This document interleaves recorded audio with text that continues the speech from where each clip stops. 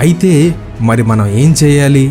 దేవుని దగ్గర నిలబడలేక, విశ్వాసంలో కొనసాగలేక, అపవాది నీ వల్ల కాదు, నువ్వు జయించలేవు అని హేళన చేస్తున్నప్పుడు మనం ఏం చేయాలి? హెబ్రీయులకు రాసిన పత్రిక 12వ అధ్యాయము 3వ వచనం. మీరు అలసట పడకయు మీ ప్రాణములు విసుకకయు ఉండునట్లు పాపాత్ములు తనకు వ్యతిరేకముగా చేసిన తిరస్కారమంతయు ఓర్చుకొనిన ఆయనను తలంచుకొనుడి. పేతురు రాసిన మొదటి పత్రిక 2వ అధ్యాయము 21వ వచనం. ఇందుకు మీరు పిలవబడితిరి, క్రీస్తు కూడా మీ కొరకు బాధపడి మీరు తన అడుగు జాడల యందు నడుచుకొనున్నట్లు మీకు మాదిరి ఇంచిపోయాను. పరిశుద్ధ గ్రంథం చెప్తుంది, యేసుక్రీస్తుని జ్ఞాపకం చేసుకోండి అని, ఆయన అడుగుజాడల్లో నడవండి అని. మనం అలా నడవాలి అని యేసుక్రీస్తు మనకు ఒక మాదిరి ఉంచి వెళ్ళారు. ఆ మాదిరి ఏంటో శిలువ త్యాగంలో అద్భుతంగా కనబడుతుంది. మరి ముఖ్యంగా మనల్ని దేవుడు విడిచిపెట్టేశాడు అనిపించినప్పుడు యేసుక్రీస్తు ఏం చెయ్యాలో మనకొక మాదిరి దాచి ఉంచి వెళ్ళారు. లూకాసు వార్త 23వ అధ్యాయము 46వ వచనం. అప్పుడు యేసు గొప్ప శబ్దముతో కేకవేసి, తండ్రి, నీ చేతికి నా ఆత్మను అప్పగించుకొనుచున్నానెను. ఆయన ఈలాగు చెప్పి ప్రాణము విడిచెను. ఈ మాట చెప్పే ముందు యేసుక్రీస్తు, నా దేవా, నన్ను ఎందుకు చెయ్యి విడిచిపెట్టేశావు అన్నారు. వెంటనే మరో మాట, తండ్రి, నా ఆత్మ నీ చేతికి అప్పగిస్తున్నాను అన్నారు. ఇక్కడ యేసుక్రీస్తు చూపిస్తున్న మాదిరి మీకు కనబడుతుందా? గ్రహించగలుగుతున్నారా? దేవుడు నా చెయ్యి విడిచిపెట్టేశాడు అని చెప్పినా కానీ నా ఆత్మ నీకే అప్పగిస్తున్నా తండ్రి అని యేసుక్రీస్తు చెప్తున్నారు. ఇదే మాదిరి మనం చూపించాలని దేవుడు ఆశపడుతున్నాడు. యేసుక్రీస్తు అడుగుజాడల్లో నడవాలని ఆయన ఆశిస్తున్నాడు. బాప్తిస్మం పొందాక వచ్చిన కష్టాలను చూసినప్పుడు, దేవా, ఈ పరిస్థితిని నీ చేతికి అప్పగిస్తున్నాను అని చెప్పాలి.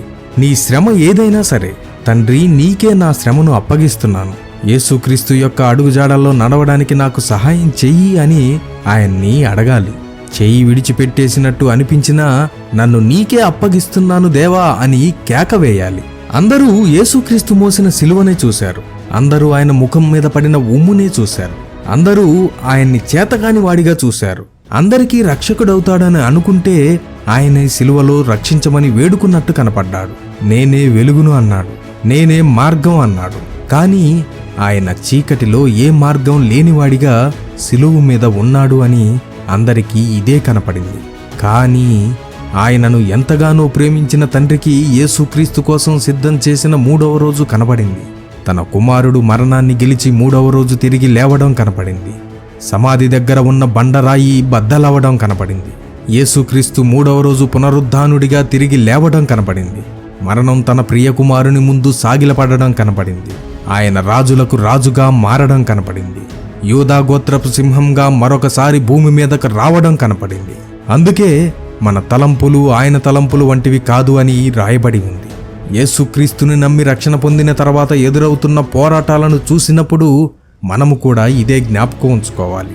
మనం ఇంతటి కష్టాలు, శ్రమలు అనుభవిస్తున్నాము అంటే దేవుడు మన కోసం కూడా ఒక 3వ రోజును సిద్ధం చేస్తాడు. మనల్ని బంధించాలి అని చూస్తున్న ఈ కష్టాలు ఒకరోజు బద్దలైపోతాయి.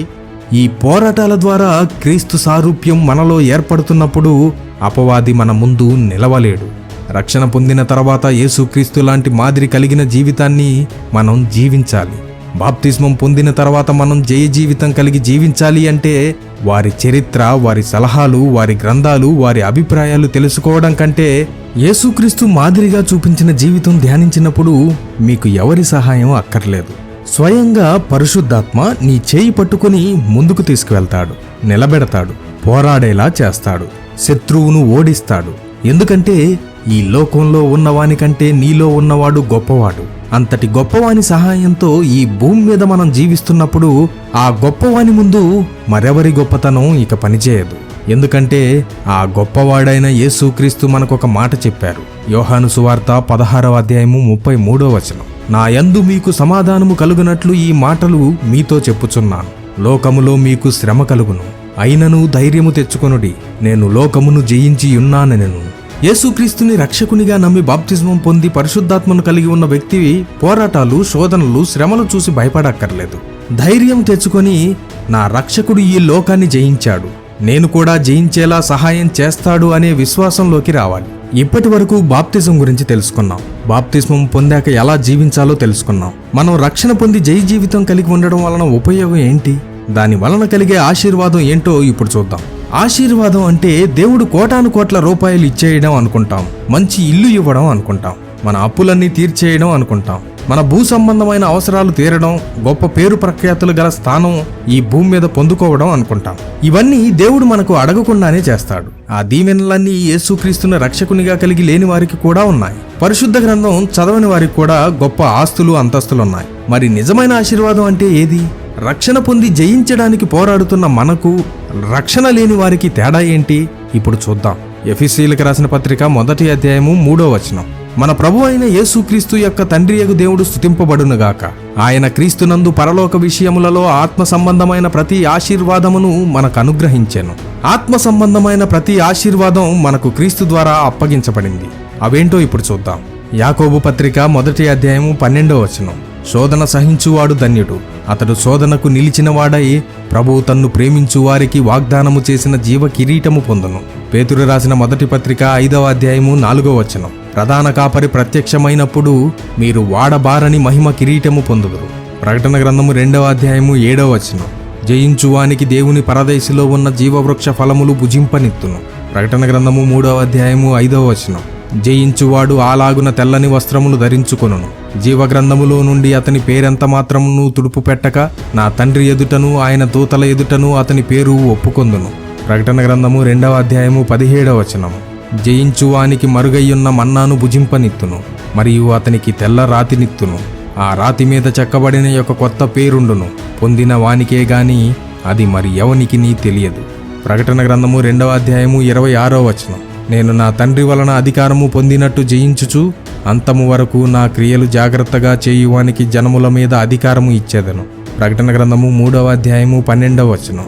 జయించువానిని నా దేవుని ఆలయములో ఒక స్తంభముగా చేసేదను, అందులో నుండి వాడు ఇక మీదట ఎన్నటికి వెలుపలికి పోడు. మరియు నా దేవుని పేరును, పరలోకములో నా దేవుని యొద్ద నుండి దిగివచ్చుచున్న నూతనమైన యెరూషలేమును, నా దేవుని పట్టణపు పేరును, నా క్రొత్త పేరును వాని మీద వ్రాసెదను.